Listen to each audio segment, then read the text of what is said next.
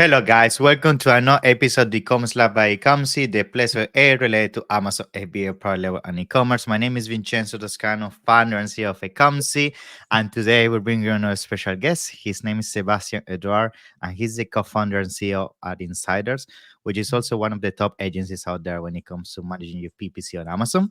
And that's why I wanted to bring Sebastian on board today. I actually known Sebastian for a while. We had amazing experiences at past events, and I know he know his stuff when it comes to PPC, and that's why I wanted to bring him on the episode because Q4 is here, and on top of that, PPC has been changing a lot, specifically in terms of how you do certain optimization, like negation, for example. Negation has always been creating so much confusion in the space. Some people say negated, some people say not negated, or where do you do the negation?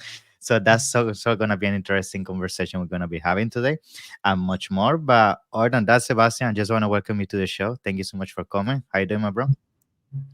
Thank you very much for the invitation, brother. Happy to join. Happy to share everything that I know.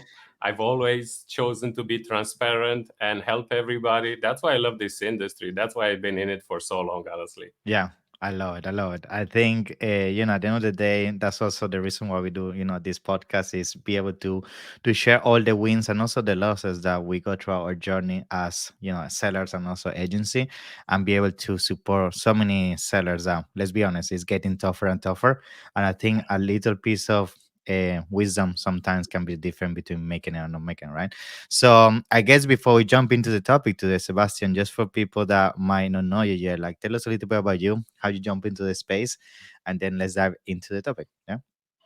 Gladly, yeah. So I'm Sebastian. I'm CEO of Insiders Agency. My personal, I'd say, story started around 11 years ago. Actually, to date, I Wow. started in October 2013. Yeah, Congrats. with yeah. Thank you. With ASM1, it was a very beautiful thing you just said there. That people only tend to share their successes, right? Yeah. Not Yeah. necessarily their losses. Yeah. Well, keep in mind, so I started 2013 until maybe March, April of 2016. I didn't really meet any success, right? So I launched everything under the sun from silicone rings, fidget spinners, a lot of things. And until 2016, when I really got serious and I had an established business in Romania, 10, 11 people employed at a physical office, and we developed two very beautiful brands that are close to my heart.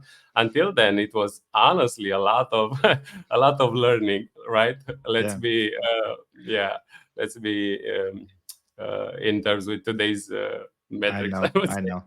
I know. I think that's the at the end of the day something that people need to be aware of. Like people might see us right now at events or we're of success when it comes to respective business, but there's so much things that we had to go through in terms of difficult moments, days that we woke up and say maybe I give up or I don't see the light at the end of the tunnel. But I guess something that we can definitely share, that I'm sure is also the same for you, is the consistency. If you keep pushing and you believe in the process, and at the end of the day you don't give up. If you don't give up, you never lose, right? So you're still in the race. You, even if you're last, you're still running, and eventually luck is gonna meet with preparation, and that's what success is gonna look like, right? Yeah. Now, you've been doing that this for so many years now. I'm sure you have seen so many things in the PPC world, and I think something that maybe we can start the conversation about is how lately you've been doing optimization when it comes to PPC, because something that you briefly mentioned before going live and actually resembles with a lot of the questions I get is how to properly do negation, right? There's always so much misunderstanding when it comes to that. Like some people always ask me, "Oh, when you move a keyword from one campaign to another, should you negate it? Should you do the negation within the ad group level or the campaign level? Should you do the negation at all?" So I guess from your perspective on everything you are seeing with your account, Sebastian, tell us a little bit about how you've been tackling that situation when it comes to optimize your PPC campaign.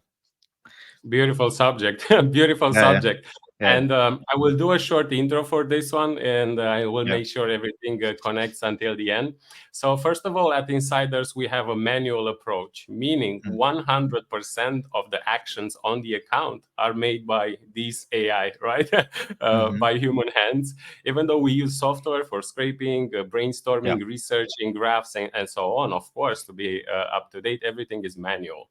And Mm. on the same level is negation as well, right? So we've been starting with first principle, as we did with everything else, with negation as well.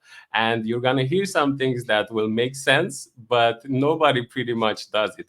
I heard it, yeah, it makes sense, and then when Yeah. I asked, did you do it? Not really, right? Yeah. So let's go through it together. I would say the thing we call global negation. First of all, the standard negation, which we understand the sort of a threshold interval between clicks and spend, that's Yes. something that everybody can understand, right? I'm not gonna go into that. I think our that's all available all over the internet. Yeah. What I would start with is something that we call negation relevancy. Meaning, for instance, let's say we are selling a black shirt, right? And we have a broad campaign, right? And one of the search terms in there is woodpecker, right? It Mhm. happens. That's the setup for broad, right? Yeah. Yeah. So, by definition, so what do you do then? Do you wait for 10 clicks until it reaches the threshold to negate it? Not really. You'll never gonna sell a black t-shirt through a woodpecker keyword, correct? Exactly. So Exactly.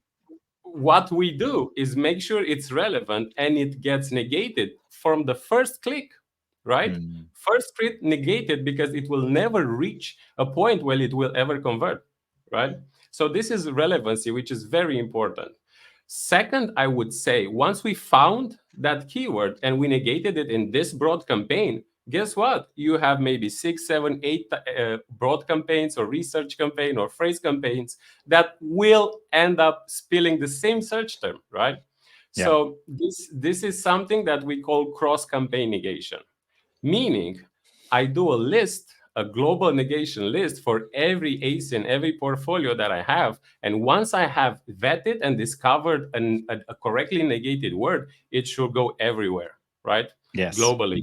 I never want to accept it will if here that it doesn't sell through woodpecker, here it will definitely also not sell through woodpecker.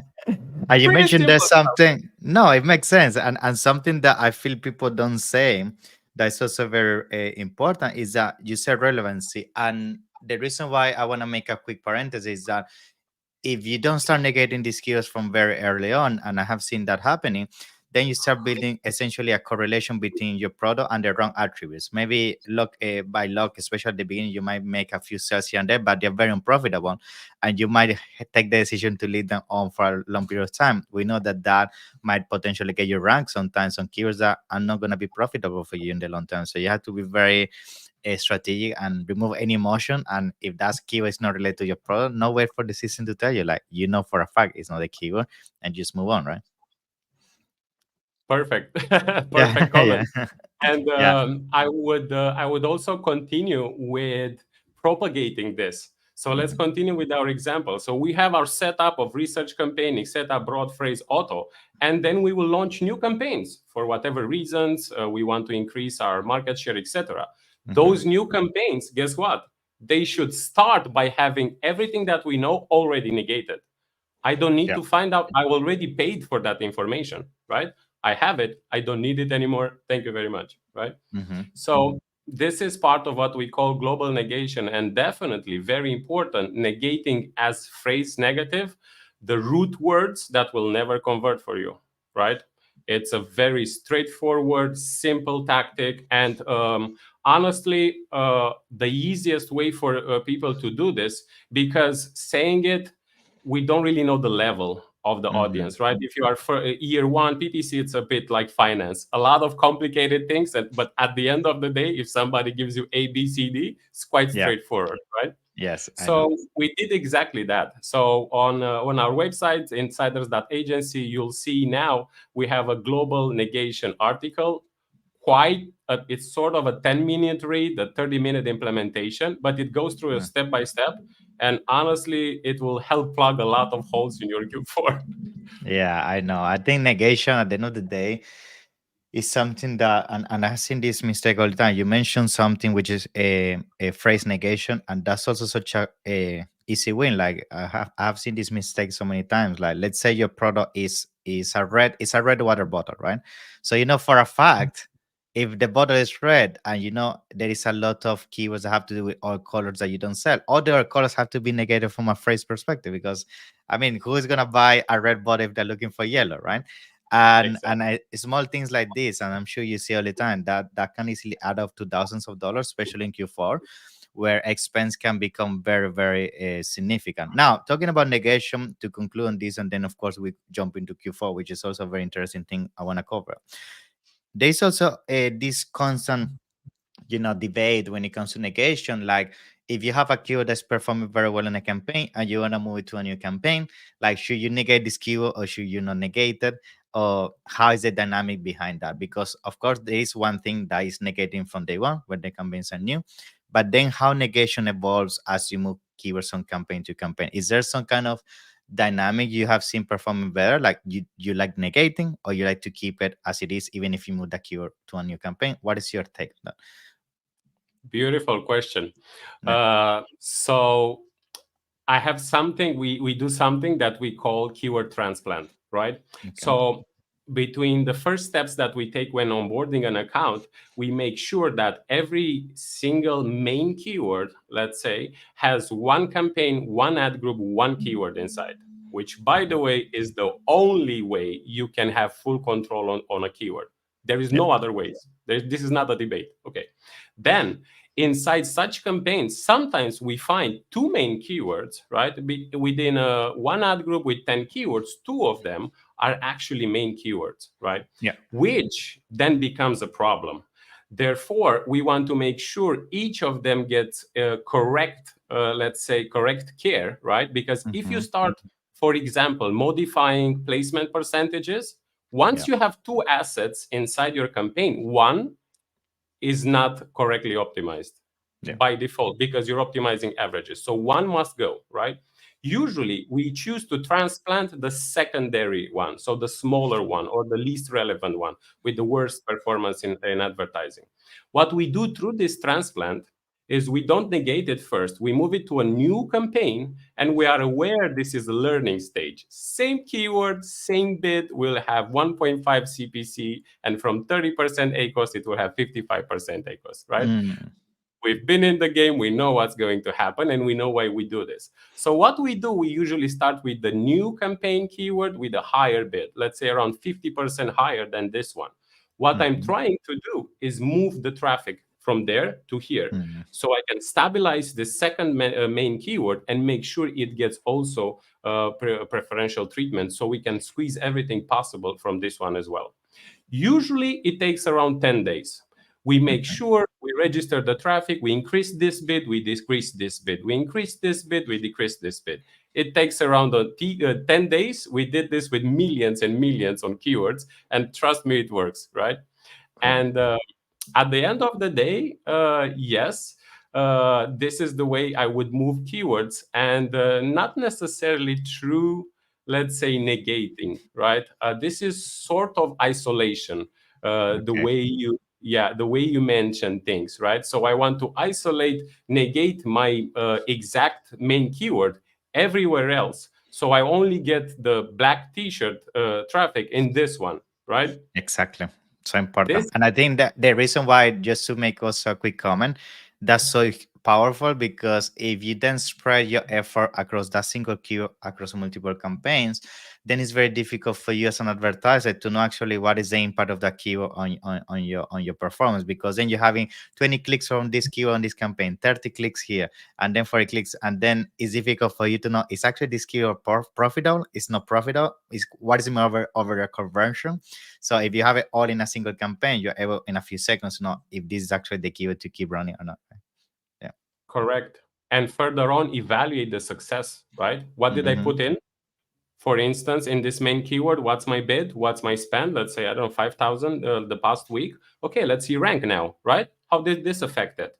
And it's Yeah, very easy because now I have the computation. I bought the data. I know what I need to spend to get to that level, and I can forecast what I could need to spend to get to above the fold page one, right?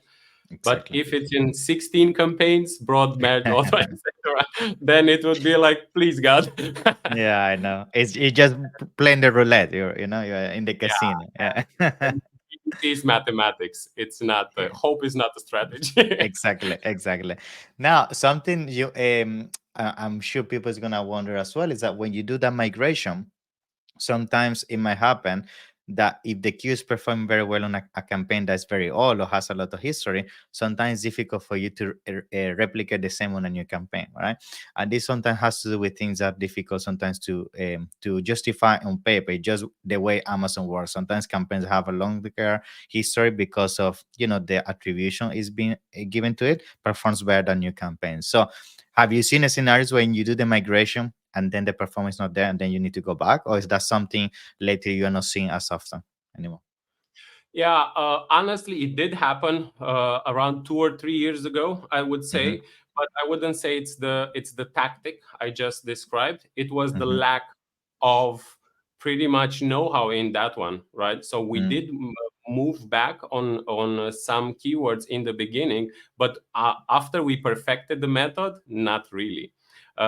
So what's very important to know is that it takes time, and it's beautiful that you already explained that, right? It takes Mhm. time for the sales attribution, and in the back there is definitely something similar to Google Ad Score, right? And Mhm.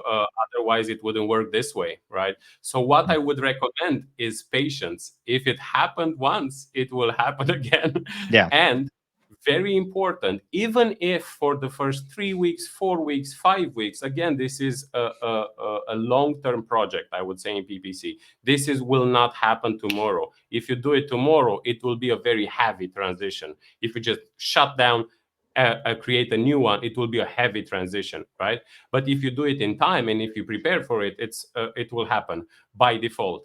And very important, even if after 1 month you don't have the exact same results, usually the only problem is your CPC will be higher, right? Mm. And you will tend to get the similar results in terms of velocity, but your CPC will be higher. But let's not forget that already by moving it to a new campaign, I'm catering to its needs much better than I would have had Mhm. in.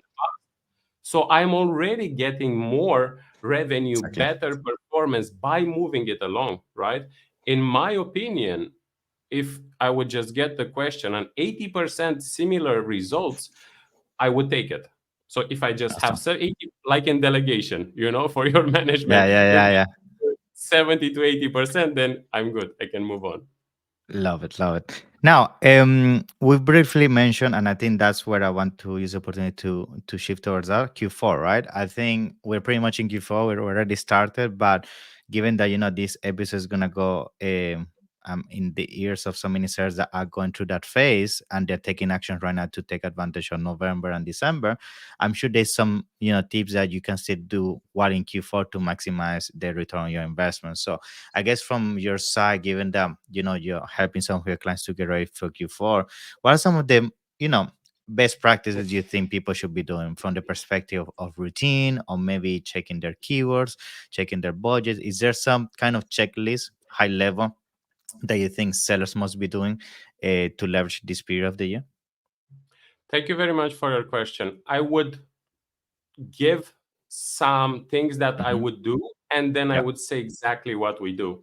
sure. It's simple and depends on the level of the account or the Hmm. enterprise or who manages what, I would say. Hmm. So one thing which is very important, Q4 is here, right? But until middle of November, not really, Hmm. correct? Yeah, For yeah, most, it's true, it's for true. so actually Q4 it's 36 days in my opinion. Yeah, yeah, yeah, And I read an article recently that 44% of those days have deals, right? Which is yeah, insane. yeah.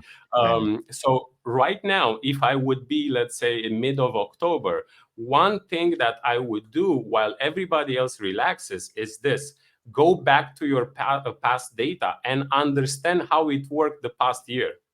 90% of people we onboard have no idea. They kind of have, right? Hmm.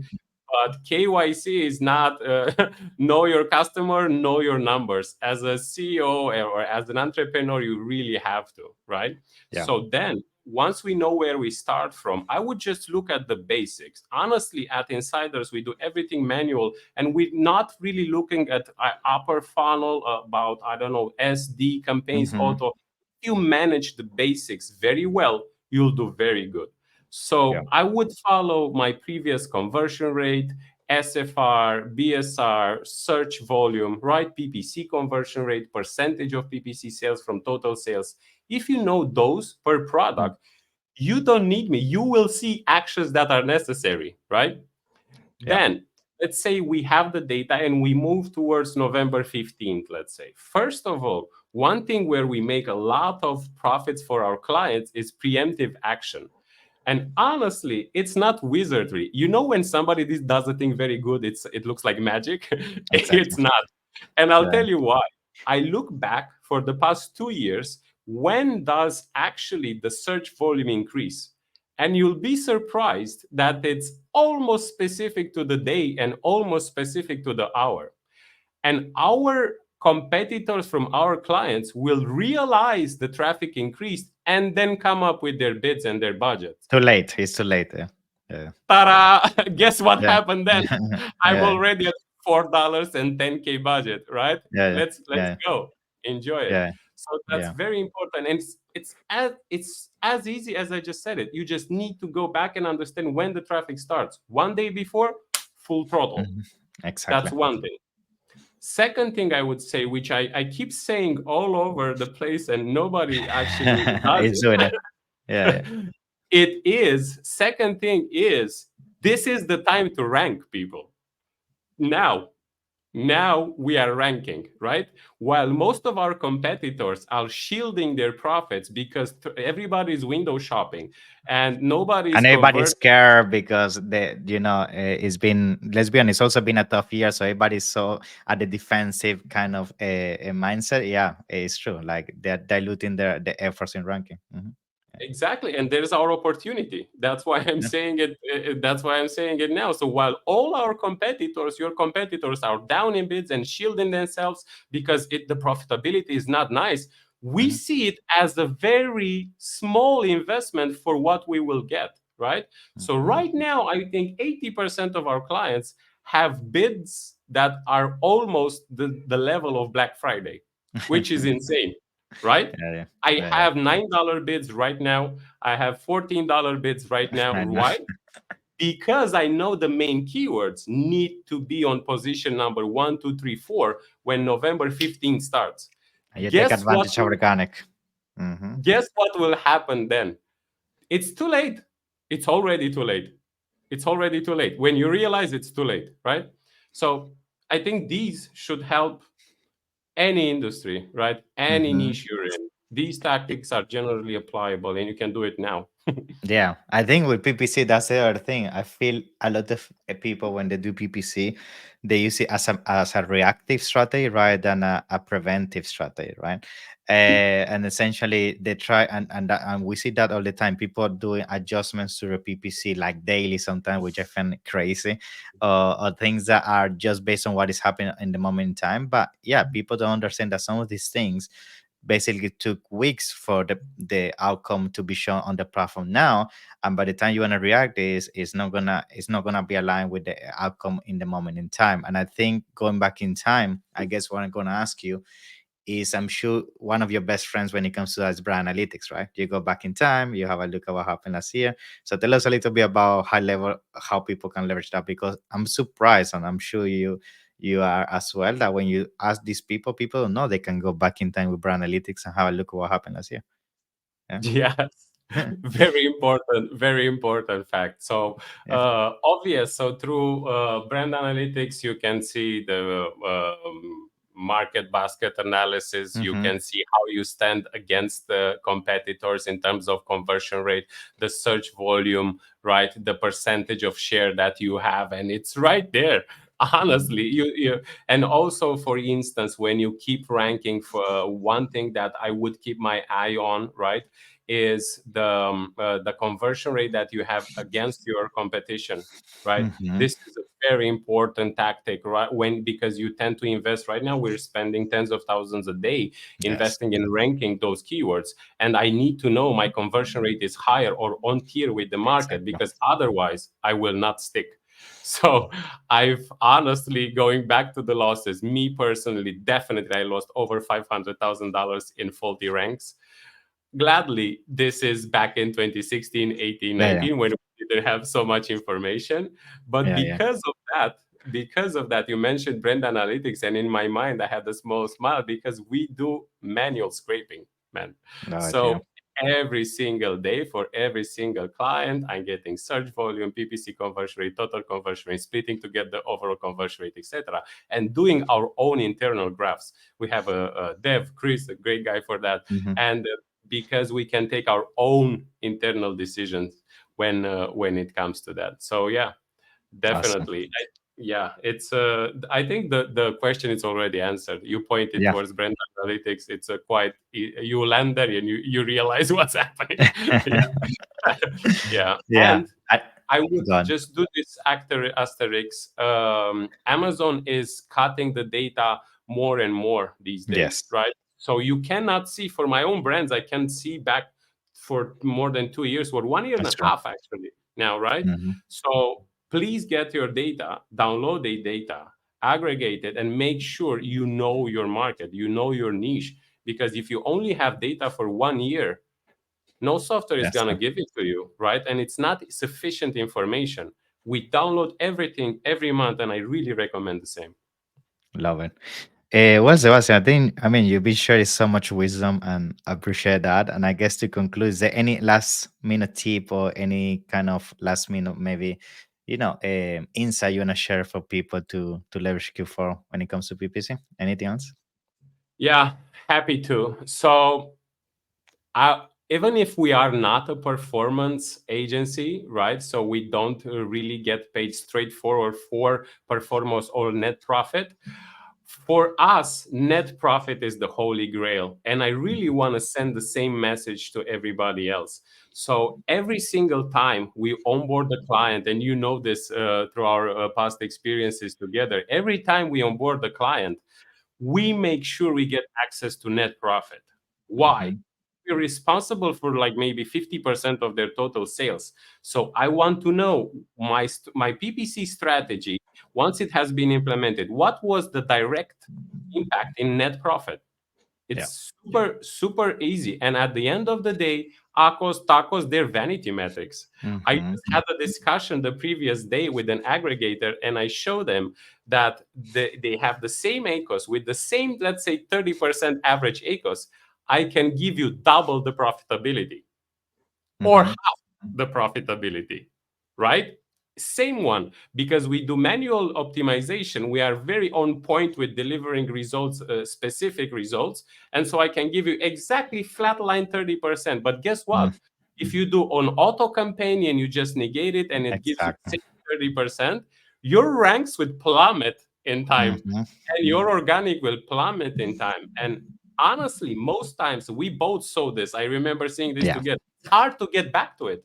It's Yeah. very hard to get back to it. Yeah. So I would say make sure you keep your eyes on the ball, and the ball is not sales, it's not ACOS, it's net profit. Love it. Thank you, Sebastian. Awesome. Appreciate that. And I guess for people, want to find you and work with you, how people can reach out. Happy to, as we were just discussing. So up until today, we never advertised. Right now, we did a rebranding. You can find us at insiders.agency.